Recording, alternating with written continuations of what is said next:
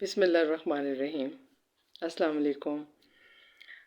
آپ کے ساتھ بڑی دلچسپ سی معلومات شیئر کرتی ہوں ادبیات کے حوالے سے۔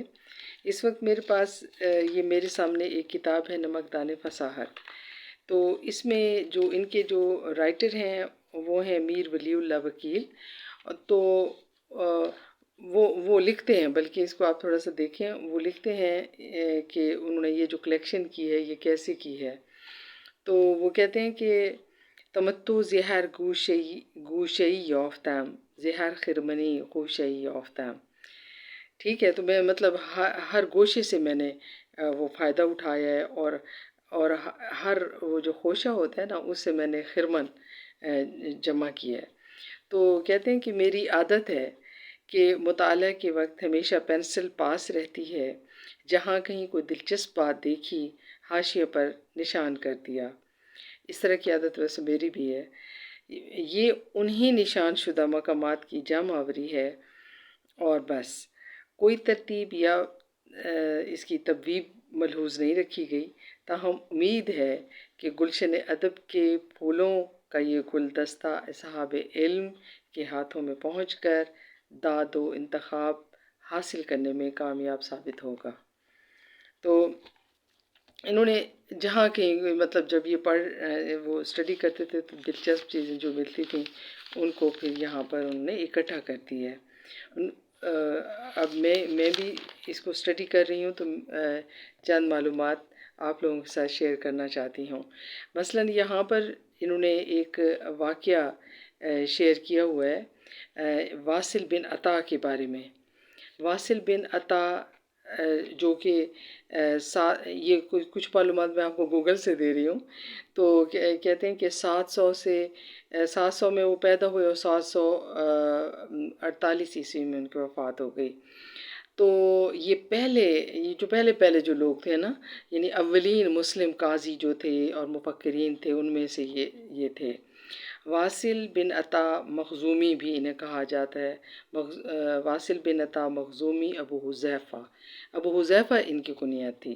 ٹھیک ہے، واصل بن عطا مخزومی ان کا نام ہے، ابو حذیفہ ان کی کنیت ہے، اور یہ کہتے ہیں کہ 80 ہجری میں یہ پیدا ہوئے ہیں، اور حسن بصری کے شاگرد اور فرقہ معتزلہ کے بانی تھے۔ کبیرہ گناہ کے حکم میں ان کا اور ان کے استاد حسن بصری کا اختلاف ہوا، تو حسن بصری نے ان کے بارے میں کہا اعتزلنا واصل، یعنی واصل ہم سے علیحدہ ہو گیا۔ تو اب پھر یہ کہ وہ میں آپ کو بتا چکی ہوں کہ ان کی جو وفات ہے وہ یعنی پیدائش 700 عیسوی میں ہوئی ہے، تو وفات ان کی 748 میں ہوئی ہے۔ تو مطلب ایک طرح کے ویسے تو ان میں بہت سی وہ خوبیاں تھیں، یعنی اس لحاظ سے دیکھا جائے تو اس میں یہ ہے کہ ایک واقعہ لکھتے ہیں، کہتے ہیں کہ واصل بن عطا کی زبان میں نقص تھا۔ ٹھیک ہے نا، تو ان میں جس طرح سے لوگ ہوتے ہیں نا مختلف لفظوں کو مختلف انداز میں بولتے ہیں، جیسے ہمارے یہاں ہوتا ہے کہ مثلا ایک تو ہوتا ہے نا کہ آپ رے کو ڑے بول لیں، یا پھر رڑے کو رے بول لیں، یا اس طرح کی بہت سی چیزیں ہو جاتی ہیں کہ لفظ جو ہے نا کوئی کس لفظ کو کیسے بولتا ہے۔ مثلا ہمارے یہاں کہتے ہیں کہ سبزی کہہ رہے ہوتے ہیں، تو وہ سبزی کو یعنی سبزی یعنی زے کو نہیں بول سکتے، وہ جیم بولتے ہیں۔ یہ ہندوستان میں بھی ہم نے دیکھا، ہم لوگ ایران گئے تو ہمارے ساتھ وہاں سے ظاہر ہے کہ ہندوستان سے بھی بچیاں شامل تھیں، تو اب وہ جب بھی بات کریں اسی طرح سے ہم جیسے خے ہوتا ہے نا تو اس کو وہ کہیں کہ کھے ٹائپ یعنی وہ بولیں، اس طرح یہ چیزیں ہوتی تھیں۔ تو بلکہ وہ ایرانی جو استاد تھے وہ کہتے تھے کہ ہمیں تھوڑی سی دقت ہوتی ہے کہ اس طرح سے جب بچے یعنی وہ شروع میں تو ہمیں پتہ ہی نہیں چلتا کہ یہ خے بول رہے ہیں، بعد میں ہمیں پتہ چلا کہ یہ خے کو کھے والے سٹائل میں بولتے ہیں۔ مثلا ہم کہیں گے نا کہ خیلی خوب یعنی بہت اچھے، تو وہ اسے کہیں گے کھیلی خوب۔ ٹھیک ہے، تو وہ تھوڑی سی دقت ہوتی تھی انہیں سمجھنے میں۔ تو اس طرح کی ہمارے ارد گرد یہ ساری چیزیں چلتی رہتی ہیں۔ تو خود ایران میں یہ ہے کہ اب اگر یہ جب وہ قاف جو ہوتا ہے نا، کاف کرشت یعنی دو نقطوں والا کاف، اس کو جب وہ ادا کرتے ہیں تو وہ غین کی طرح سے، اور ایسے اگر غین بولیں تو پھر وہ اس کو کاف کرشت یعنی دو نقطوں والے کاف کی طرح سے ادا کر رہے ہوتے ہیں. تو یہ چیزیں بہرحال چلتی رہتی ہیں، یہ سب کانٹیننٹ میں بھی اور ایران میں بھی اور ہر جگہ یہ معاملات چلتے ہیں. تو یہ میں واقعہ آپ سے شیئر کر رہی ہوں، مجھے بہت دلچسپ لگا تو میں نے سوچا آپ سے بھی شیئر کروں. کہتے ہیں کہ واصل بن عطا کی زبان میں نقص تھا، وہ میں بھی آپ کو بتا ہی چکی ہوں، اور وہ حرف را کو ادا نہیں کر سکتے تھے. را، جہاں پہ لفظ را ہوتا تھا اس کو ادا نہیں کر سکتے تھے، ہمیشہ را کو غین پڑھتے تھے، ہمیشہ را کو غین پڑھتے تھے. مثال کے طور پر احمر، احمر کہا نا اس کو احمغ، مغ یعنی رے کو غین پڑھتے تھے. تو اب کیا ہوا، یعنی ہے تو بالکل یہ ڈفرینٹ سی ایک بات ہے کہ رے کو غین کی طرح سے بولنا، لیکن چونکہ وہ فاضل آدمی تھے، انسان تھے، تو اس لیے اپنی اس کوشش میں ہمیشہ کامیاب رہتے تھے کہ اپنے کلام میں کوئی ایسا لفظ نہیں لاتے تھے جس میں کہ را آئے. تو اب ایک موقع پر جب کہ یہ خلیفہ وقت جو تھے واصل باللہ، ان کی خدمت میں وہ موجود تھے. اب ہر کسی کے پھر دوست دشمن تو ہوتے ہی ہیں نا، تو مخالف بھی ہوتے ہیں، حاسد بھی ہوتے ہیں، کہیں پر بھی آپ ہوں.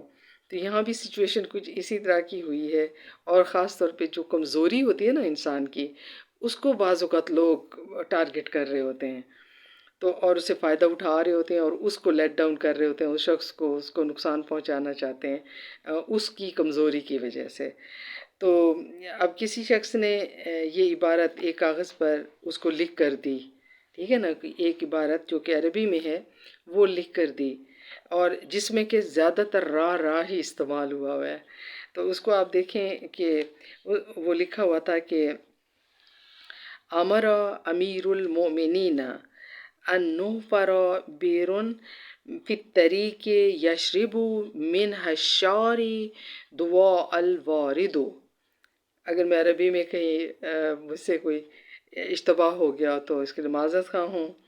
تو ایک دفعہ پھر پڑھتی ہوں آپ کے لیے. کہتے ہیں کہ امر امیر المومنین ان نحفر بیرن فی الطریق یشرب منها الشارد والوارد. ٹھیک ہے، تو اب جس وقت واصل کے ہاتھ میں یہ کاغذ دیا گیا کہ اس نے یہ چیز پڑھنا تھی، تو فوراً انہوں نے اس چیز کو ایسے پڑھا، یعنی وہاں پہ راہ کا سوال ہی پیدا نہیں ہوتا تھا. تو انہوں نے کہا کہ حکم خلیفۃ اللہ ان ینبش فلیب فی الفلات لیستقی منہ الفادی والبادی. ٹھیک ہے، تو اب مطلب جو ہے وہ دونوں عبارتوں کا سیم ہے، اور وہ کیا ہے، خلیفہ نے حکم دیا ہے، ترجمہ اس کا یہ بنتا ہے، خلیفہ نے حکم دیا ہے کہ راہ میں کنواں کھدوایا جائے تاکہ آنے اور جانے والے یعنی جو شہر میں داخل ہو رہے ہیں اور شہر سے باہر جا رہے ہیں تو وہ وہاں سے پانی پی سکیں. تو اس میں انہوں نے راہ کی گنجائش ہی نہیں چھوڑی، لیکن وہ پورا کا پورا سینس جو بھی تھا، وہ جو لکھا ہوا تھا وہ انہوں نے بیان کر دیا. تو اس کو یہ جب یعنی جو رائٹر ہیں انہوں نے اس کو، ایک کتاب ہے تمرین الطلاب، تو اس میں سے انہوں نے یہ ایک جو اقتباس ہے، یعنی یہ جو ایک واقعہ ہے وہ یہاں سے انہوں نے کلیکٹ کیا ہے. امید ہے آپ کو بڑا اچھا لگا ہوگا. انشاءاللہ اور بھی ادبی واقعات سلسلے چلتے رہیں گے. خوش رہیں. اللہ حافظ.